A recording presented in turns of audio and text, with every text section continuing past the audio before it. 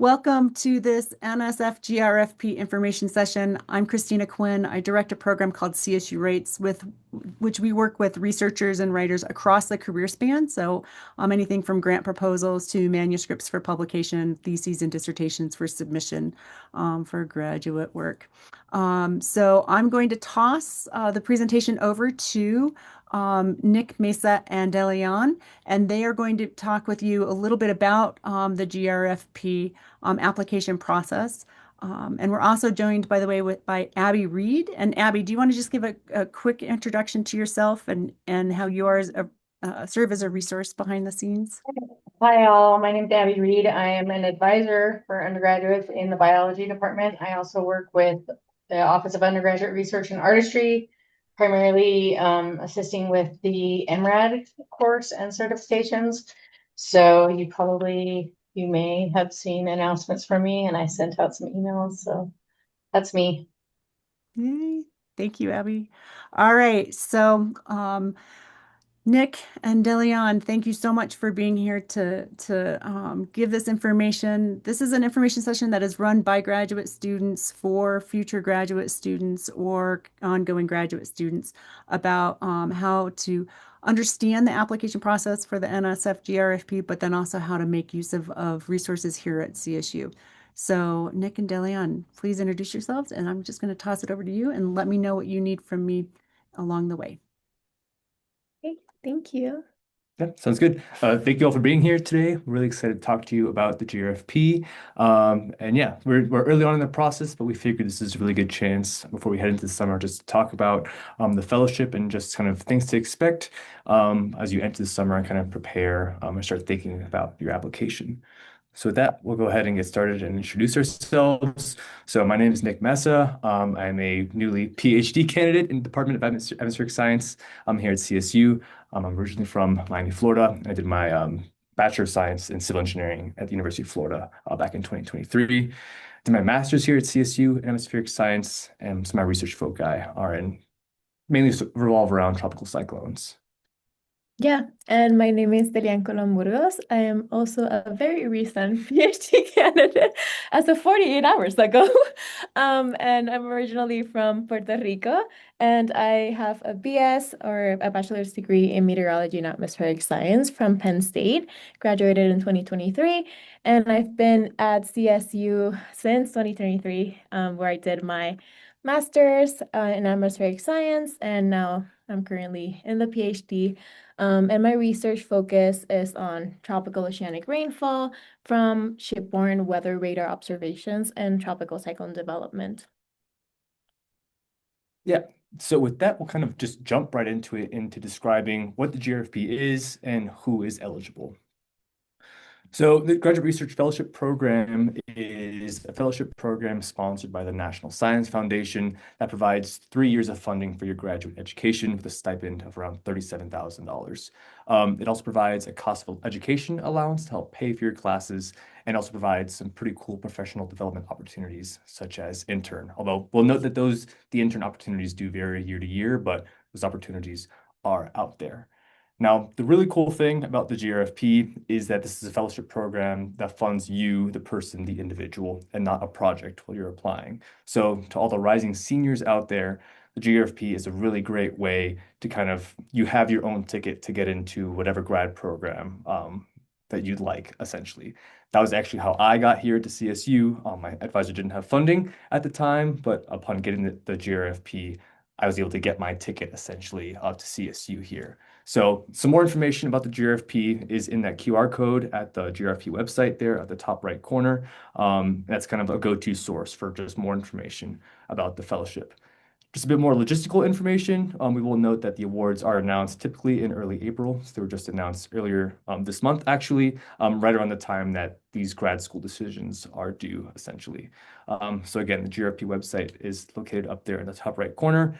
And the biggest thing, I mean, it is early right now, but throughout this application process, that program solicitation is really your friend. It's going to provide the most comprehensive and detailed information on the GRFP program. We will note that the solicitation has been released for the upcoming cycle yet, but typically those are pretty similar from year to year. So you can reference the 2025 or the 2024 one on the website right now.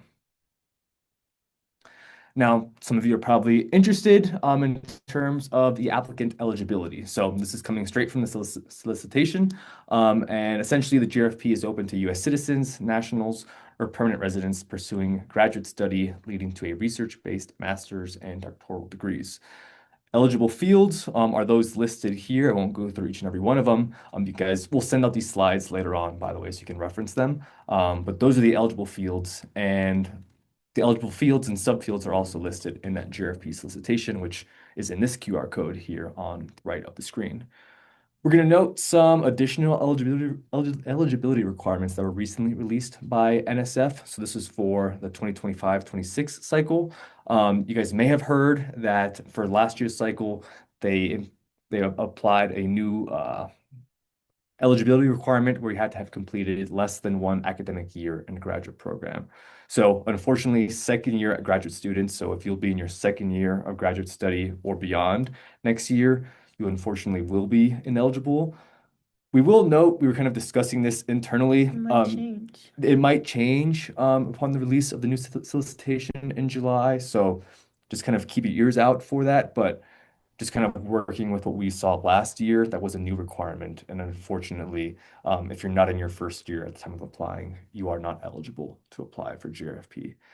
Additionally, if you are currently a junior, if you're a rising senior, we've received word that apparently there will be an emphasis on awarding fellowships to incoming graduate students. So if you're applying next year as a senior, you're kind of the target audience that they're trying to provide these fellowships to.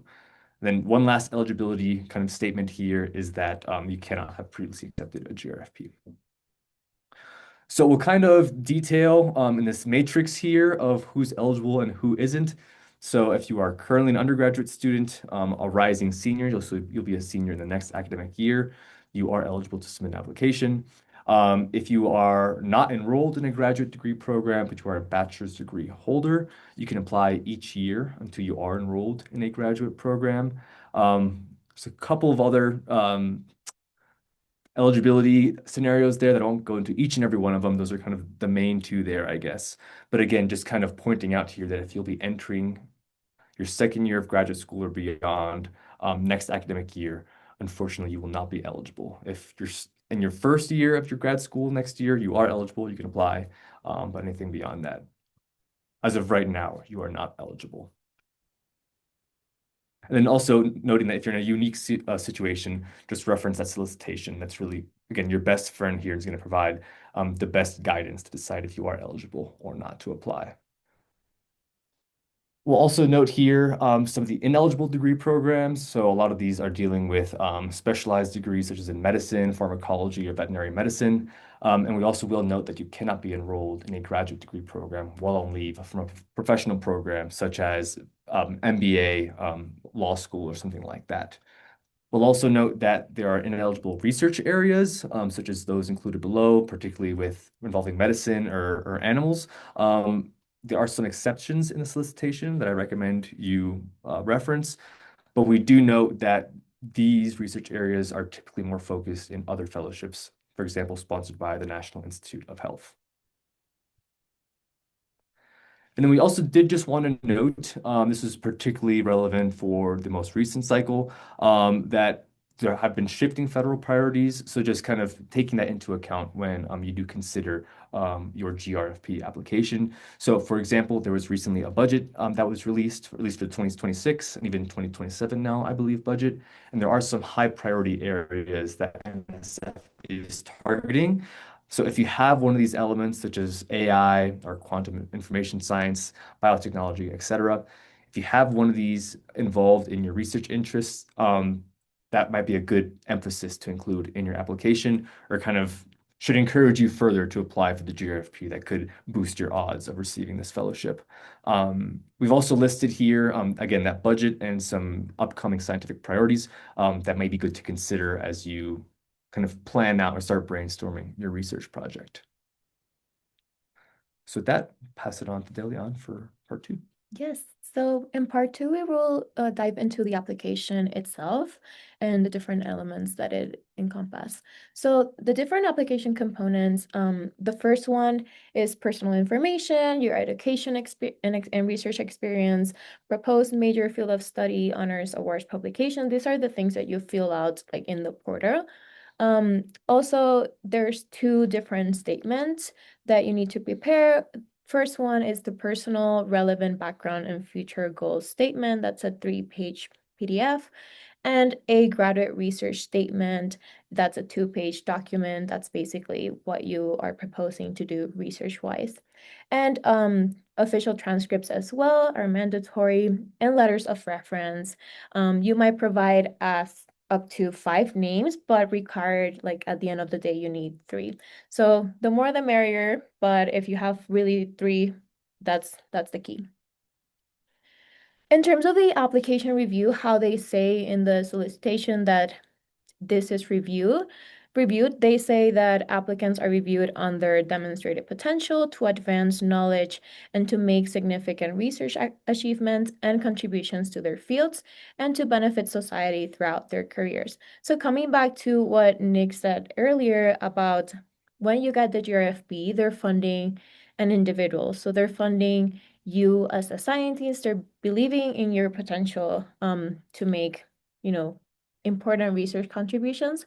So even though you have to have a really strong research statement, you're not bind to that, or you don't have to end up doing what you propose. I'm definitely not doing what I propose. Yeah, in terms of the specifics of the two different statements, I know this is a general like information session, but I know if people want to start thinking about it and you want to apply next year, these questions might be good to start considering or even like outlining stuff over the summer. So for that first statement, that is the personal statement, you basically tell your story. So you should demonstrate your potential for STEM research. So this is where you highlight different experiences, both professional and personal, that have contributed to their motivation and preparation for pursuing a STEM career, as well as you outlining the career aspirations and what your future goals are and how have your experiences shaped your goals. And if you have any research, internship, and professional experience, it's really important to highlight it here and just be really, really specific, like what was the project, your role, your specific contributions, what you learned from it, and how it impacted like what you want to do now. There we go. And the second statement, which is the research statement, for this one, 2 pages. First of all, it's not much. You're gonna have a hard time probably like putting everything that you want to put in 2 pages. So you have to be really concise, but also very descriptive, like in terms of what you want to do. So for this statement, you describe the proposed research plan. So communicating your research idea and approach, explaining your research plan and methods, and what do you expect to learn? What are the measures of success? Like what would you consider, this was a successful project, or what benchmark do you reach when you're like done, essentially? And what will you do next if your proposed plan works? Also keeping in mind, again, that this is non-binding, so it should be a very good idea and explained well, but at the end of the day, it's not that deep. Like you don't have to really commit to it at the end. And this is your chance to propose a science idea that excites you. That's gonna be easier to write if you're motivated by it and you think it's really cool. But of course, keeping in mind the feasibility aspect, not going like crazy. I want to go travel the world and do everything, because yeah, it has to be concise at the end. Avoiding jargon. So people generally that review the GRFP are within your general field, but they probably don't know like your specific jargon, like field jargon. So it's encouraged to just avoid the jargon and keep it more general. And communicating clearly for non-specialists as well, and making those contributions clear. So how will your proposed project impact society? Back to the reference letters and transcripts. So you need 3 names of reference letters at least, and they must be listed as part of your applications. By this point, you should know that no family members, please, as your reference letters. And yes, you list up to 5, but you can rank them. So if 5 people put in your letters, that's great, but only the top 3 are gonna be the ones that will be reviewed. And in terms of the transcripts, they have to be official. And even if you're already at the grad school stage, you need to submit that bachelor's degree transcript. And yeah, that's pretty much it. For letters of reference, I think this is a really good time, just like over the summer, starting thinking about the connections that you have made for the past couple of years. Who would be really good people to, write a letter of reference for you? And start maybe like reaching out to them and mentioning that you're interested in doing the GRFP, so they have it in their mind. So a really good thing to do is providing them with intellectual merit and broader impact that you want them to emphasize. So this is a really big thing for GRFP, which we're not going too much in depth because it's very specific to the writing of the statements, but they want you to really emphasize in both of your statements the intellectual merit and the broader impact. So how is your project benefiting the broader society? So it's good to give these aspects to your reference letters, and so they're consistent with your statements. And yeah, also providing them with your resume. So it's good if you want them to highlight a specific thing, then you can just highlight stuff on your resume, or just provide the whole thing. And who should be your reference? So people that know you really well. So usually someone that you have had, a close working relationship with. A professor would be good if you went to their office hours a lot and we were like super active on their class. That's a great reference. But yeah, if the professor doesn't know you, well, that's probably not gonna they're what are they gonna say about you? So the person should know you personally. Faculty advisors, internship, RU supervisors are great because they know the quality of your work, they know your work ethic, so they can speak a lot about you personally and professionally. Postdocs in your labs, research scientists as well are good. Usually avoid grad students. Grad students are great, but usually the name of a professor or just the title of a professor will weigh a lot more than graduate research assistant. So, yes, so go for higher up people if you have the chance. And yeah, the typical deadline for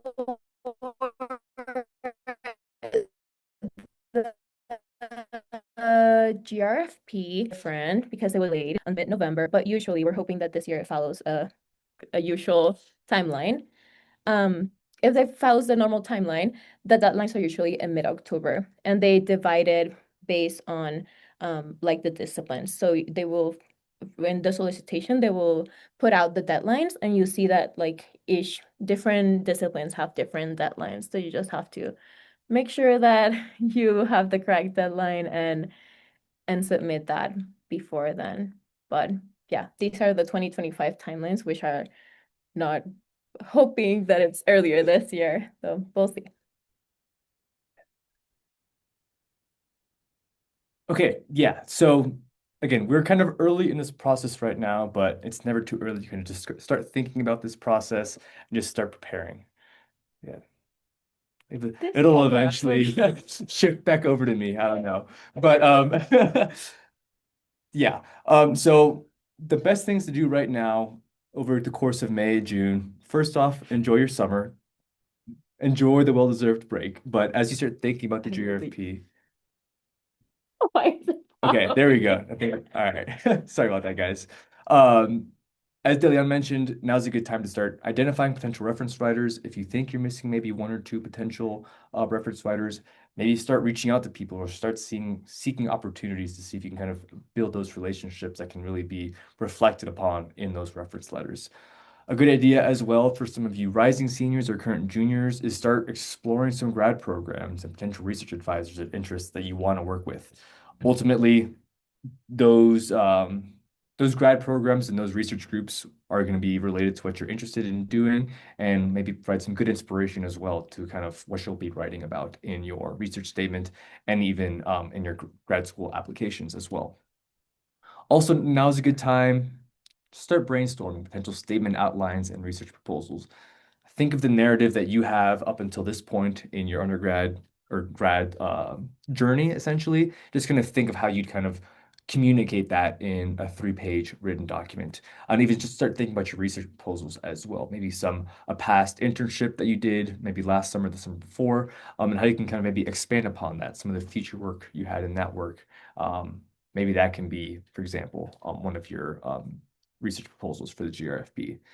Additionally, over these next couple of months, it would be a good idea potentially to review some previous winning CSU applications and additional external resources. So we have this folder, Google Drive folder here, and the QR code linked there.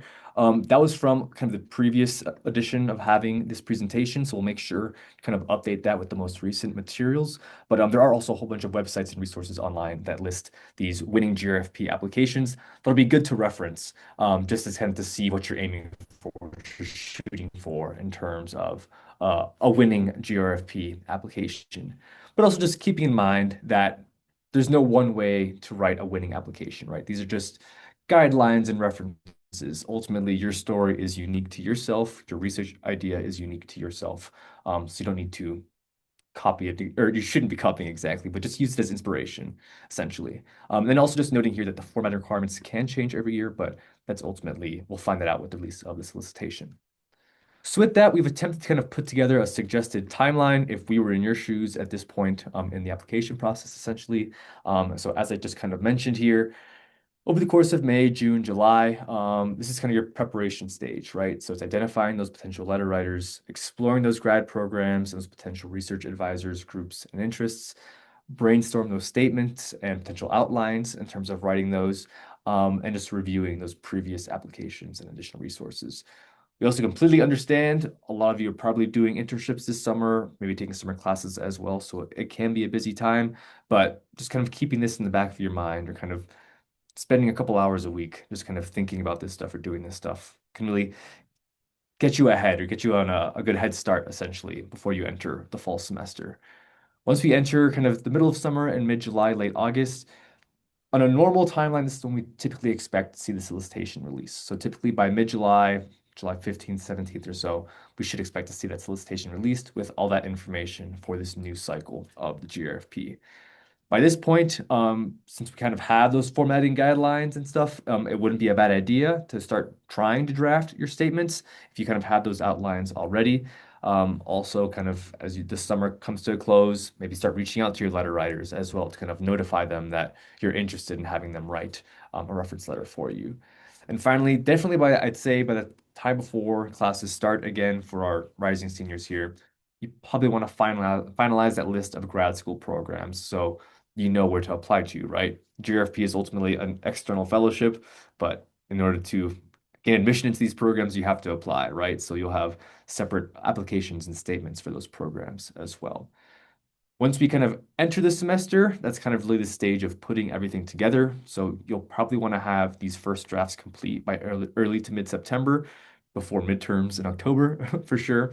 And then that way you can start getting feedback and revising your application to kind of really get it into this well-polished final product or building towards that. We also will mention, so we ran this last year and CSU has done this in the previous years as well, where we're going to essentially try to match you if you are interested with current CSU GRFP fellows. That way you can have current fellows review your applications and provide another avenue of feedback and advice to better improve your application. And by this point, also sending out your reference letter requests. But again, we're talking a few months out from now, but just things to keep in mind. Then by late September, we would definitely want to have all that feedback incorporated into your statements and application, finalizing the application, and then making sure those reference letters are on track to be submitted. So that way we're on a nice timeline here. So by mid-October, you're feeling good. Application is submitted before the deadlines, and you're giving yourself the best chance of succeeding and winning the GRFP. So again, we'll send these slides out so you guys can kind of reference this timeline to kind of gauge your progress throughout the process. But this is just maybe our suggestion for how an approach to take things for applying for the GRFP. On the note of just some of the efforts and resources that CSU provides to help you guys put together your GRFP applications, the CSU has the Writing Center and the CSU Writes program that Christina runs. We also mentioned those statement reviews by the current GRFP fellows that we'll be running. We anticipate to run in August or September of fall 2026.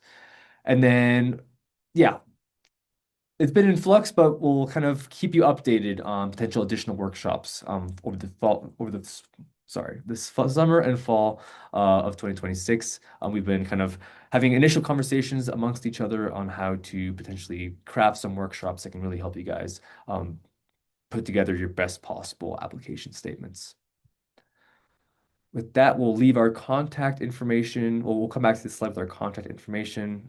Feel free to contact Deliana and I over email for questions about the GRFP, as well as if you have questions about logistics, Mary Swanson is also another great resource there.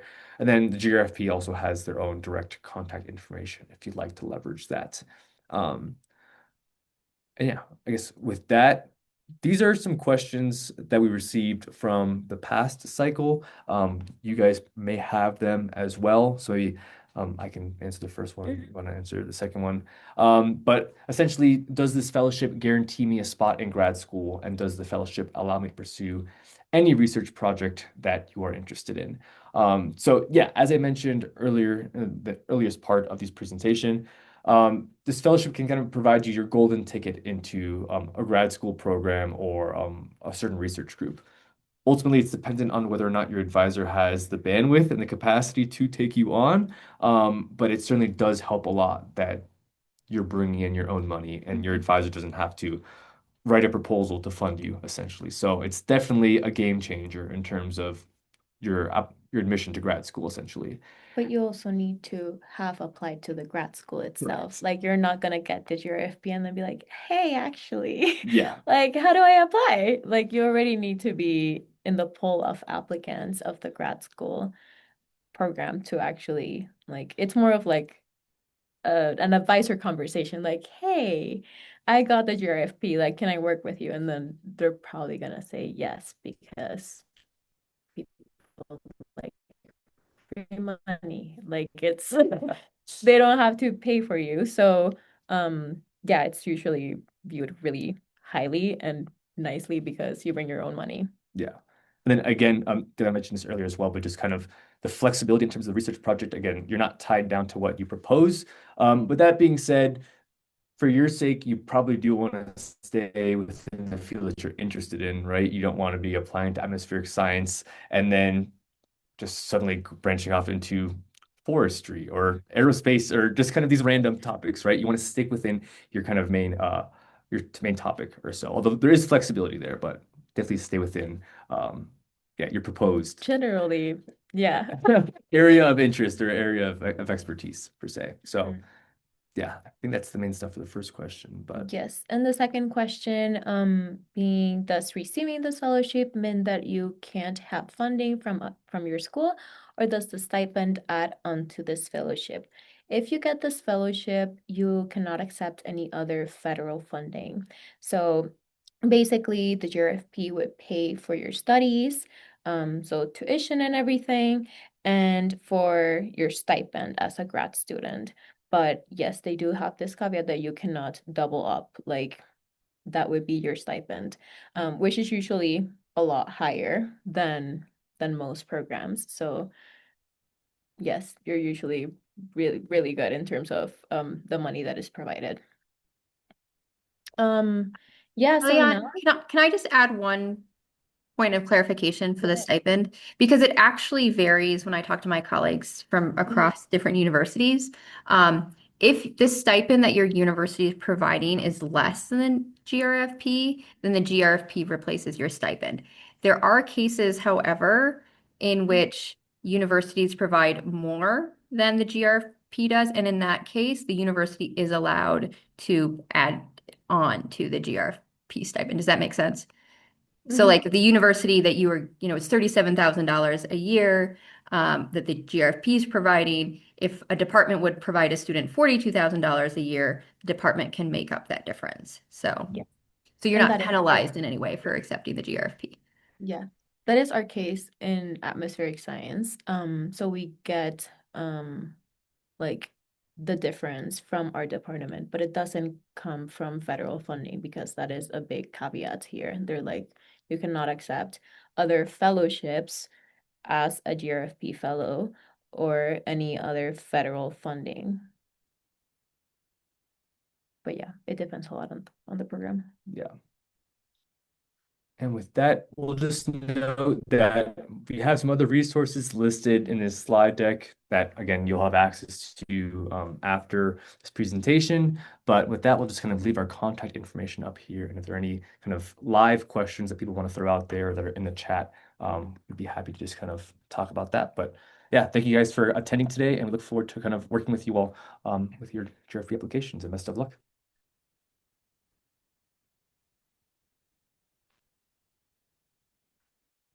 Okay. Hi, I do have one question. Yeah. My name's Zachary Houtman. I just got admitted this year at CSU for the physics program, and I missed this application cycle. So I am in a situation, like you said before, you kind of have to wait for the solicitation for unique situations. But in the past, my situation is that I'm transferring from one graduate program to another, but I'm going to be in the first year of study at CSU. Would I be eligible for the program, or is it because it's technically not my first year of total graduate study, I wouldn't be eligible? I can speak to that. Are you taking a break? Is there any break between your first graduate study and your second? Yes, there was. I think it's good to go in the program solicitation. And I'm seeing some smiles here. So Nick or Delian, if you want to jump in, your situation might be a little bit complicated. Fighting with the camera. Yeah, the camera's Okay. Like with this, sorry about this that. fancy camera. Because in the past, if there's been a 2-year gap between your first graduate degree program and then the second, you are allowed to apply for the GRFP. Whether or not that's true of the solicitation they put out in July, we just have to wait and see. So some of it will just depend on how long that gap is between the first time you went to graduate school and the second time and what the solicitation says. But in the past, if there's been a 2-year gap, you've been allowed to apply. If there's not, you've not been allowed to apply. Okay, thank you very much. And I see a question on the chat. Yeah, I can take this one. It says, can you speak to whether or not the GRFP this cycle is jeopardized after the week's firing of the NSF board? I don't think any of us have the knowledge to speak on that. What I can say is there was a similar situation that happened with the Fulbright program last year, where most of the board resigned, and funding for the program remains stable, and the programs run as expected. I would anticipate that would be the case with the GRFP, but also none of us can sort of predict the future. So I just say stay tuned until we see that program solicitation.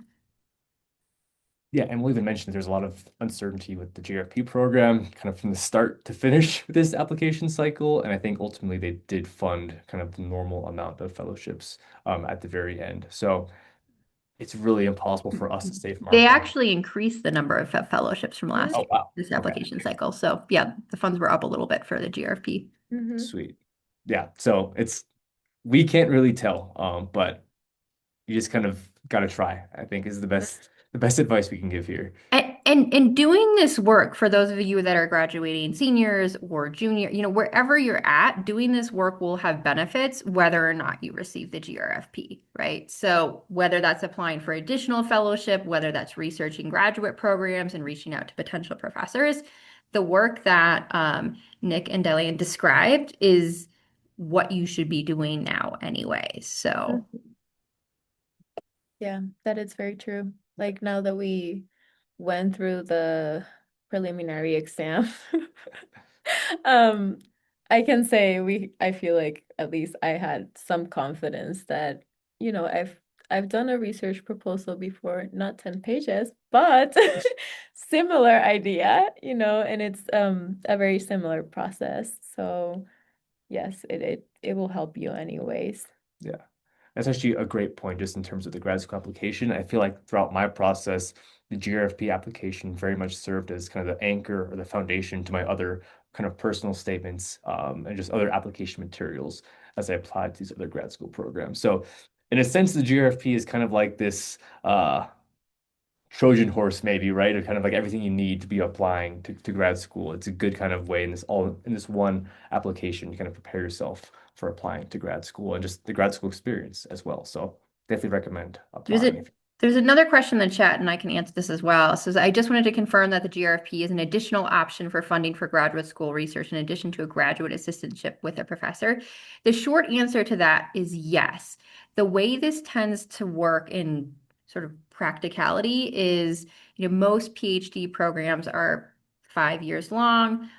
You have received 3 years of funding that you can use within a 5-year period. The years that you are not using the GRFP during your PhD program, if that's what you're enrolled in, you can be doing an assistantship or working for a professor. That's all allowed. But what the GRFP does is during those years which you are on GRFP funding means that you are free from having to TA or having to be a research. You can focus specifically on your research, but it doesn't mean that you can't do that in what's called a reserve year. A reserve year is when you're not taking funds from the GRFP. And sort of every student's timeline for when they are using their GRFP funding and when they're on a reserve year, not using that funding, it's sort of up to you and the department and your PI and the college. So it looks a little different for every student. But the short answer is yes. Give you the long answer about what that might look like. If I can just add one last thing to that too as well. You don't have to for sure be committed or know that you want to pursue a PhD in grad school in order to apply for the GRFP. I didn't know that I wanted to for sure do a PhD upon applying for this in my senior year. We know other people in our group as well that just use this for their masters and decided they didn't want to pursue the PhD, and that's totally okay as well. So don't feel like you have to know what you want to do for the next 5 years of the PhD at this point in your undergrad. There's definitely flexibility on that if you're still not sure. Yeah, and in my case, well, we both got it as seniors in undergrad. So for me, when I got the notice of the GRFP, I already had committed to CSU and I already had my advisor had money aside for me. So what we ended up doing was just use my assistantship during my first 2 years of the master's, and then now I am on GRFP money for the PhD. So yeah, it just depends on when you get it, if you're already committed, if you're not, and yeah, it's very, very variant. There is another question on the chat. Are private fellowships, research grants allowed to be added on for research funding? Also, I am graduated from CSU this May. Are the CSU writing resources also available for students in my situation after graduation? I can answer the first one at least. So I did receive a separate, I guess, private fellowship in my first year. That was while I was on reserve. So that was entirely okay because it was not from a federal fellowship source. So those private fellowships should be okay, particularly for your reserve years in terms of funding your graduate education. Again, as long as it's not another federal fellowship. I can, well, Christina, I'll let you answer in terms of CSU rights. I can say that resources from the Office for Scholarship and Fellowship Advising, and we will review proposals for you, that is available to alumni indefinitely. So we don't put a time limit on that, but Christina, I'll let you answer part about maybe CSU rights. And I Yeah. don't actually know about the Writing Center, but maybe you do. I don't know about the Writing Center either. The Writing Center is housed in the English department in the College of Liberal Arts, and they have a consultation process. Many of you may have used the Writing Center already, and so you sign up for consultations and you go in and talk with someone about your writing. CSU Writes operates a little bit differently. We work with writers across the career span. We do targeted and specialized programming and support. In an instance like this, for example, we have with the Research Acceleration Office and the Office of the Vice President for Research, we have NSF career groups going and other grant groups. We're about to launch some NIH groups, and we would treat GRFP groups very similarly, and those would just be facilitated and run. If they start up at a certain time, we would continue running them. And so we work with any in the CSU community post graduation. And yet we've had people who have come back, but they're at other institutions. So if you are already, like, let's say you graduate from CSU, I'm thinking about Nick and Delian, and you go off and you're a professor someplace else, we are happy to consult with you. But at that point in time, you are at another university, another institution. But if you are still here and still around and still working on a project that you started here at CSU, yes, we still work with you, very much like Mary described.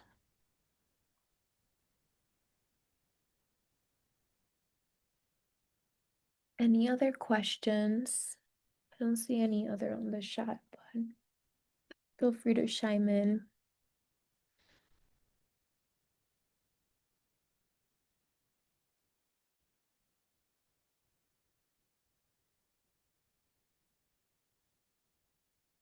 Okay. Yeah. So if you don't have any other questions, okay. It's like, oh, thank you. If you don't have any other questions, just feel free to email us if anything comes up after.